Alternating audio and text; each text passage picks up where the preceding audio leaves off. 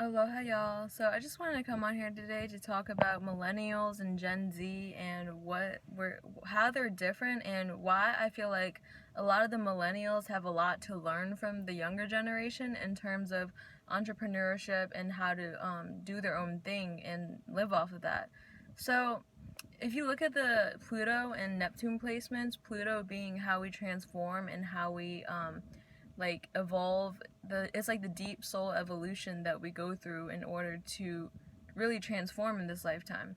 So most millennials born from the 80s until 1995 have their Pluto in Scorpio, and they also had their Neptune in Capricorn, which is a very traditional and conservative sign. It's ruled by Saturn. So Neptune doesn't like being ruled by Capricorn because Neptune is our spirituality. So a lot of it is like religion at this time, which is why so many of us growing up at this time, the millennials, were indoctrinated with religion and were a part of that for a while.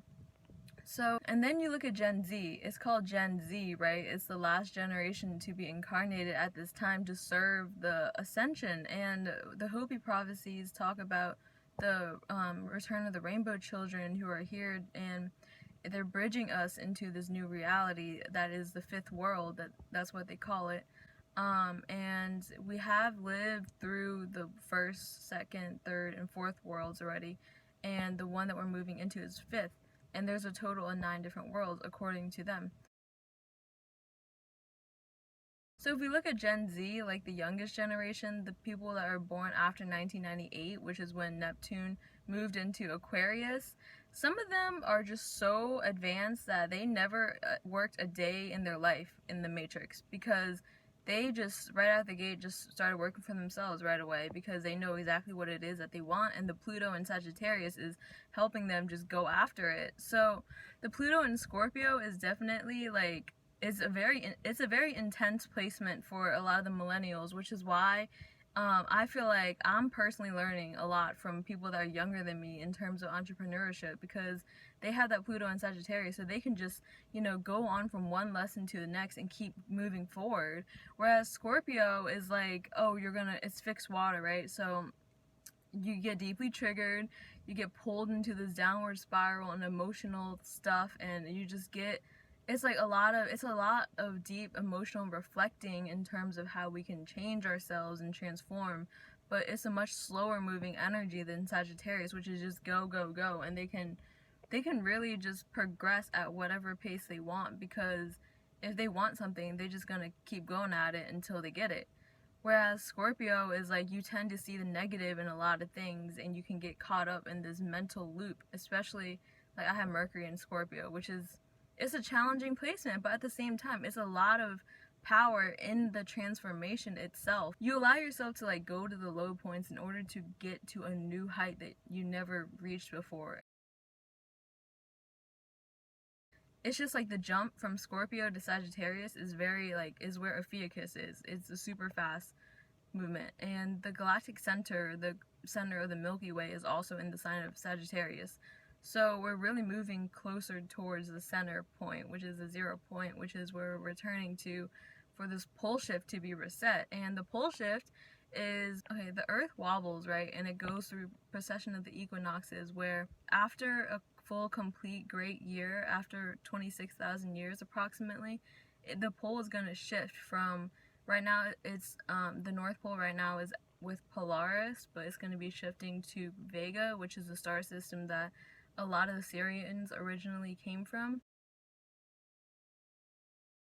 So if you look at Gen Z, they have like Pluto and Sagittarius, and then they have Neptune and Aquarius. These are both fire and air are super fast moving compared to water and earth, which are both feminine, right, and slower moving.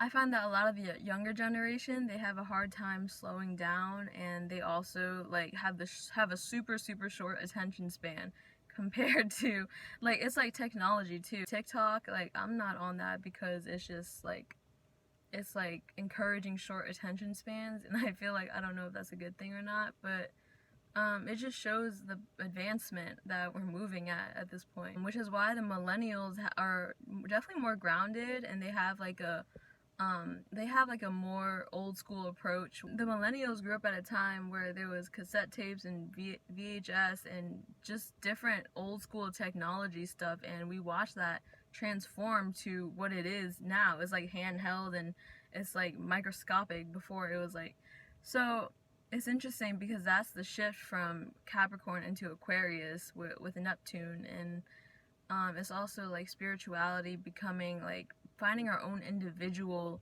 beliefs rather than abiding to something that is ingrained in us, you know. And Neptune and Aquarius also, like, they know how to dream big and be so original in their own on their own path that they don't need to look at anything in the past. They're looking in the future, you know. Whereas Capricorn energy is looking at the old traditions and the older generation and seeing what we can learn from them. Yeah, Gen Z is called Gen Z because it's the last generation to be incarnated at this time, and the Hopi prophecies talk about the return of the rainbow children who are going to bridge us into this new future, and the rainbow children are already here.